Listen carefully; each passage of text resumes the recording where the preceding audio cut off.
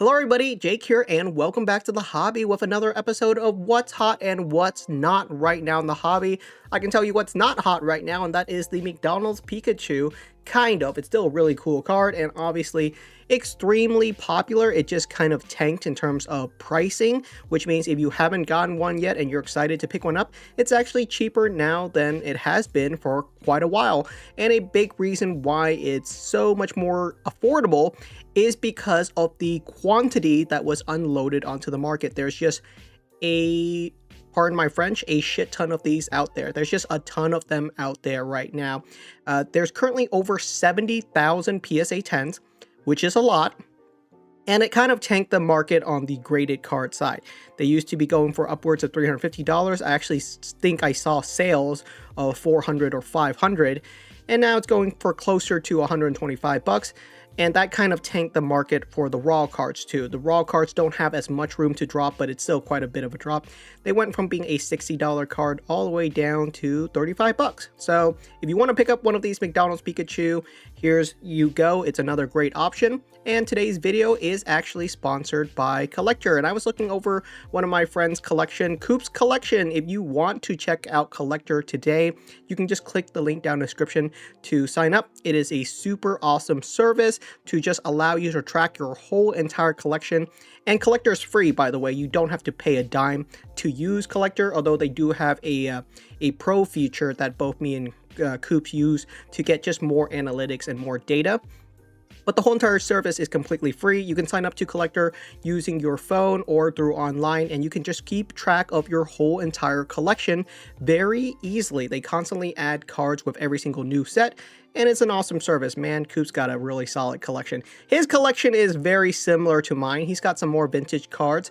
I don't collect as much vintage. I can tell he absolutely collects a little bit more vintage than I do, but hey man, our collection is very, very similar. With a lot of Poncho Pikachus, a lot of cool full art trainer cards. I can tell he's a fan of a lot of the similar stuff that I am. So yeah, absolutely. Check out Collector if you're looking for an easy place to just keep track of your collection. I like to start with what's not hot.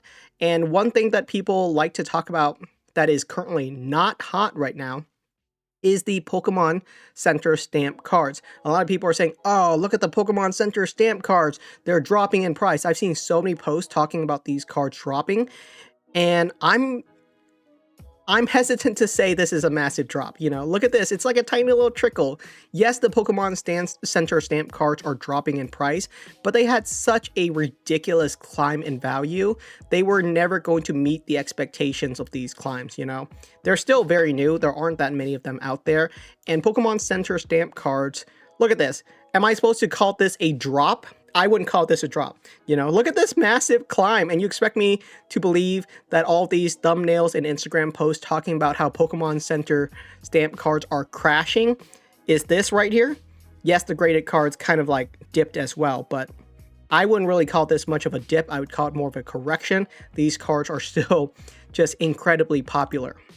Some other cards. Oh yeah, the Charmander. Guys, it's crashing. The Charmander stamp card is crashing. You can buy it now. It's so much cheaper. It is cheaper because in the month of October, a lot of cards dipped.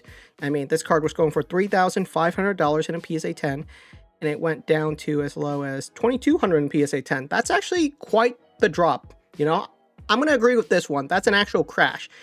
And the reason is because you save yourself $1,500 by just waiting a couple of weeks to buy this card. So that's actually pretty cool. I'd actually call that a little bit of a crash. Some other cards that have been really dropping include the Bulbasaur stamp card from Mega Evolution. This is because Mega Evolution just had their Wave 2 drop, and this is probably the last bit of Mega Evolution booster boxes that we are going to get in a while. If this card drops significantly below 20 bucks, I'm actually probably going to pick up a couple of copies for myself just because I think it's really underrated at that price point. If this card drops below $20, I'm going to pick it up. I'm just going to be honest with you because I think it's that cool and I think it'll be an awesome giveaway, right? If I can pick this card up for under $20, it's an underrated card that I can buy a ton of copies of that I think a lot of viewers would be really excited for me to give away. So that's the value proposition. Is this card under 20 bucks? Is probably underrated for me. That's how I see it because I can't think of that many iconic arts for this year. There's some, obviously, is things like the Sunbreon from Prismatic Evolutions, very iconic. Things like the upcoming Charizard SIR, again, another really iconic artworks, but those are probably $1,000 plus. And I think this Bulbasaur is just as iconic, you know, for $20. For sub $20, that's value. That's value right there. And a bunch of other cards that have been dropping. Speaking of Charizard, this Charizard card went from being a $60 card all the way up to a $120 card very, very quickly. And in the period of October, it crashed almost just as hard. The Charizard hype was a little bit too unreal, and it makes total sense. If you had this card and you've been sitting on the Charizard EX for months, and you just saw it climb up from being a $60 card to a $120 card, you might be incentivized to cash in on that. Some other cards that we also saw big dips include the Charizard V-Star, just because it saw just a, again, an equally as ridiculous climb in terms of price and an equally solid drop. The PSA cards are still really desirable. It's hard to find cards that are consistently dropping, because if you look at the graded chart, these are still incredibly hot, you know. This is still an $800 PSA 10 all day long. Some other cards that have been actually dropping include things like the Mega Gardevoir EX. The top chase cards from Mega Evolutions are dropping, and that's because obviously Mega Evolution is probably the most ripped packs right now. By far, the most common packs to be ripped open right now are Mega Evolution, so a lot of the top chase cards are going to be a little bit cheaper. This card was going for around $300. I'm not going to count it up here, but it was going for right around $325, and right now it's going for $250. So that's a $75 price drop, which is very, very solid in terms of a solid drop. Some other cards that have been equally dropping include things like the top cards like the Mega Ultra Rare. At its peak, it was going for right around $612, and now it's currently going for $450. That is almost a $200 price drop. That is, again, another really solid price drop from Mega Evolution. And another card that just kind of pumped ridiculously was the Arceus V card. Climbed really, really fast, but it actually had a restock on the Pokemon Center website, and since then it's dropped quite a bit. I don't know why people bought a ton of copies of this card. It is really cool. This is a great looking, gorgeous art piece, but you know, when it's climbing this quickly, it's kind of sketchy. If it's a card that you don't have inside of your collection when it was 12 bucks, you probably shouldn't buy it when it's 30. And again, this card just got restocked. A bunch of these Arceus V figure collection was actually restocked. So it's very interesting what gets restocked. The PSA 10 copies, again, they were going for around 200 bucks. They spiked all the way up to over $800, and then they went down to around $550. So that's a $350 drop on the graded copies. All right, on to the fun part. Actually, it's all been fun, if you consider prices climbing fun. I think some people do talk to me about how I can talk about things going up as if they're exciting, and how I can talk about things going down as if they're also exciting. So which side am I on? Am I on the side of cards going up in value, or am I on the side of cards going down in value? And I don't know if I've ever talked about my philosophy. I'm sure I have, but it's really straightforward. Old cards or cards that are out of stock climbing up in value, I'm not really surprised by, you know, that's not really what gets me angry. But obviously newer products should be readily available, you know. I don't think anyone cares that Evolving Skies is super expensive, but it's annoying when Paldean Fates is expensive. The difference is that Evolving Skies is out of stock, and if it's climbing, who really cares? That's why most people aren't angry that Evolving Skies is expensive. But people are angry when things like Paldean Fates and Mega Evolutions are expensive, because these sets aren't that old, you know. They should be rippable for a while. You know, we still are getting more Paldean Fates restocked for this upcoming Black Friday, which I'm excited by, and hopefully it does reduce some of these prices. Should Paldean Fates eventually climb? It should. But at $100 for a booster bundle, that's ridiculous. Why is it $100? That's pure speculation. There's no reason that you should ever pay $18 on average for 6 Paldean Fates booster packs. That's what I'm trying to say here. And that's ridiculous. You know, I can be excited for some stuff climb and also be angry when some stuff climbs as well. I can be excited for older stuff to climb, because if base set Charizard climbs, who cares? But Paldean Fates should be rippable. I think that's the biggest difference.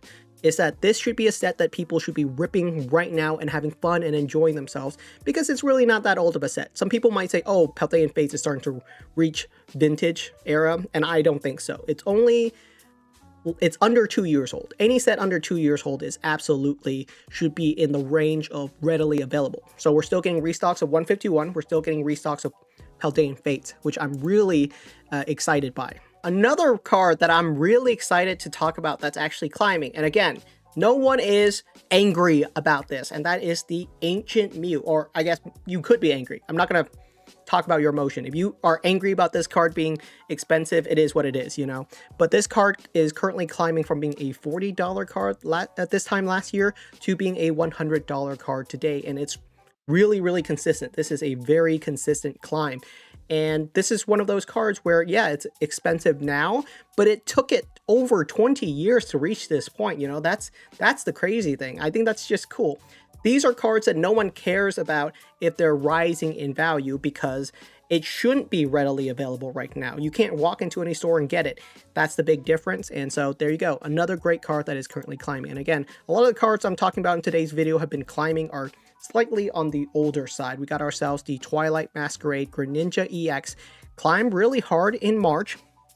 A lot of cards did climb really hard in March, and then it tanked. Look at how much of a climb or a dip this is. It's like the Grand Canyon. Doesn't this just look like the Grand Canyon? It kind of looks like that to me. It dropped all the way down to $260, so about $150 price drop, and now it's climbing again very consistently.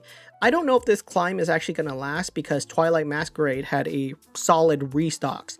You can find elite trainer boxes of Twilight Masquerade currently going for $60, which is really solid. That's about as close to retail price as a product can get right now, really, on the secondary market.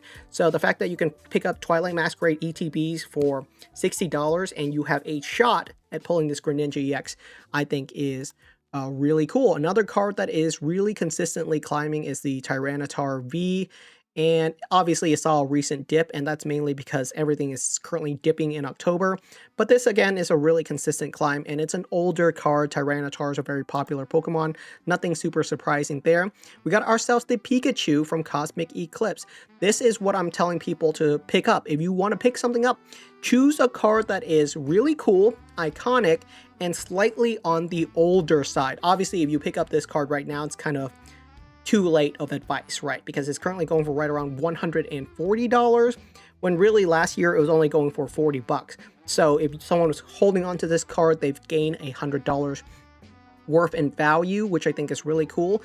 But no one is angry that this card is expensive, because Cosmic Eclipse is heavy out of print. So if you want to pick up something cool, I would say pick up something slightly older, and you'll get a much more consistent climb, right? You don't need to pick up Destined Rivals, Mega Evolution, Black Bolt, or White Flare, all these newer sets that are going to be consistently restocked, or at least I hope they are going to be consistently restocked. You can pick something older, and it can still really garner a lot of solid value for your collection. And you should probably pick up something older. Even if you want something newer, if there's something older that you also want, you should always go with the older option first, because the older option is more likely to be climbing, and the newer stuff is more likely to be dropping. A lot of the cards that we showcase that we're dropping are newer cards, because they're being reprinted, restocked, and resupplied. There's more of them being added to the market, where as older cards, they're consistently being taken out of the market. It's not always the rule, but it is definitely the case a lot of time. Now, I wanted to also showcase some mega cards are really consistently climbing, and this actually goes back to a conversation that I had with my co-host RoboSkills on an episode, I think 2 or 3 months ago, where we were discussing what is better to be picking up, Destined Rival sealed products, or I recommended picking up singles of something like vintage or older, such as mega cards, because obviously mega cards are going to be exciting to pick up right now because Mega Evolution is out. People are looking back at the old mega sets, stuff like that. And, you know, again, consistently mega cards are climbing. Destined Rivals is also climbing, because Destined Rivals is really exciting, but I would say Destined Rivals is going to peter out. It's very likely that if you pick up Destined Rivals booster boxes today, keep in mind I have booster boxes of Destined Rivals inside of my collection too, it's likely that it's not going to go up. And I'm not going to be surprised that Destined Rivals isn't climbing because it should be restocked for the next 2 years in a row. If it's not, then that's, you know, surprising, but something like this Mega EX climbing is not going to be surprised. But that's Gengar. What about some other cards? Mewtwo, again, really consistent climb, pretty much doubled in value in the past year. Another card that's really consistently climbing, again, just Mega cards in general are consistently climbing. This card was going for around $40 last year, and now it's currently going for $160. Do the math on that. From $40 to $160. That's a serious climb. And you can see something interesting here. While all the other Charizard cards are dropping in price, like the one from Obsidian Flames, like the one from the Charizard UPC, this Mega Charizard is not dropping. The difference is that this is much older. The supply of it is just not really there. There isn't enough for it to drop. Whereas the Charizard UPC, the Obsidian Flames Charizard, they're so new, they're so readily available. People can dump 100 copies onto the market any day. It's very quick and easy. But a card like this, consistently climbing.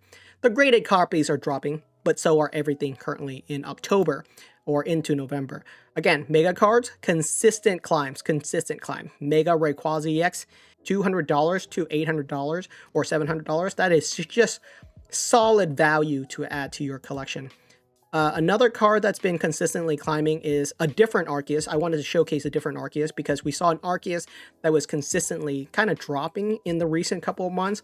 And one that is really solid climbing is the one from Brilliant Stars. Look at that, going from $25 all the way up to $65. I think this is pretty consistent. There's a couple of small dips or peters, but that's just how the roller coaster market is currently going.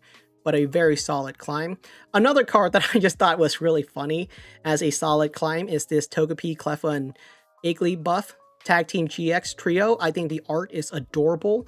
It's a super cool card, and it's going from a $60 card up to a $240 card. Again, do the value proposition on that. That's absolutely insane how this card just consistently climbs. The graded cards, like I said, there's kind of a glut on the graded card market, and they're dropping pretty darn hard right now.